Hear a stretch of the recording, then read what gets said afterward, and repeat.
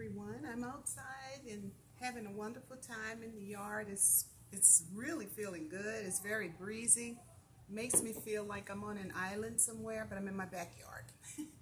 Anyway, I'm Kathy C. Patterson, and I've been doing these video chats now for some months because we could not do live performances from the play His Story Now. But anyway, every now and then I'll get an inspiration, I guess, or an enlightenment about what to talk about. And this video is no different. A few days ago, I was having a conversation with a friend, and we talked about how the impact of difficult relationships, if not handled, can linger for years and years and years. And frequently, although they are there, they are buried, and they get into one's psyche, and it becomes very hard.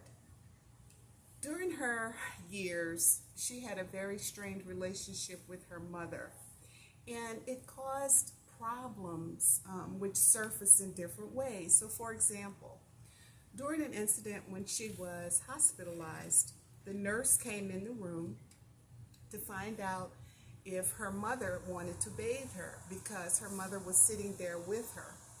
Her mother quickly replied, "No, you can do it," and immediately drew the curtain between her, the nurse, and her mother. One of the things she said, which was very interesting to me, is that this was no doubt a painful memory which had been indelibly marked upon her heart. And she said something that hit me like a ton of bricks, because she said we were then separated by a curtain. I immediately thought to myself, separated can be physical or it can be emotional. In this case, there was a physical barrier between she and her mother because it was the curtain. But the mental and the emotional barrier was even worse. So what happened is there was no doubt a manifestation of the strained relationship that had been there all along. Many times we are separated from people, from relationships, and these relationships can be breached. And the cause of the breach can sometimes be misunderstandings, miscommunications. It can be secrets, egos, betrayals, whatever. But no matter the cause of the separation, the path or the pain may endure and may ensue and remain for many, many years. So how can we bridge separations caused by breaches in relationships? It seems there are two options, okay? One is you need to confront it to foster the healing, or you can just sweep it under the rug and let it stay there. But I can tell you this, it is worth working on the problem. It is worth working on healing the relationship breaches. To do that, though, there has to be communication. Dr. Stephen Covey, whom I really love, author of The Habits of Highly Effective People, he wrote something in here which really struck me as well.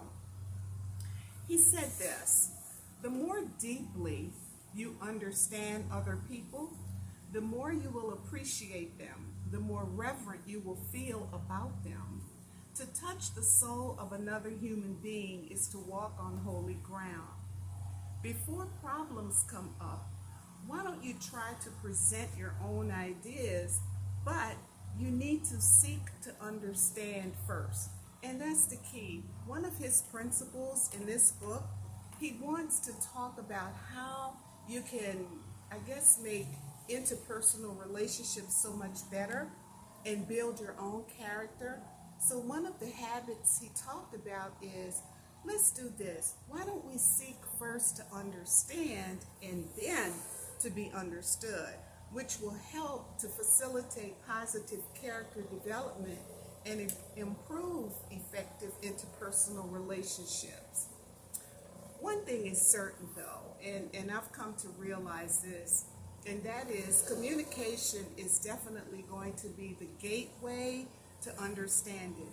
Understanding is central for healing, and healing is the bridge that we have to go on to repair a breach. Now, let me say this though, reconciliation is possible, and it can really cause or remove the burden of carrying a load of hostility, negativity, toxicity, loss, and pain.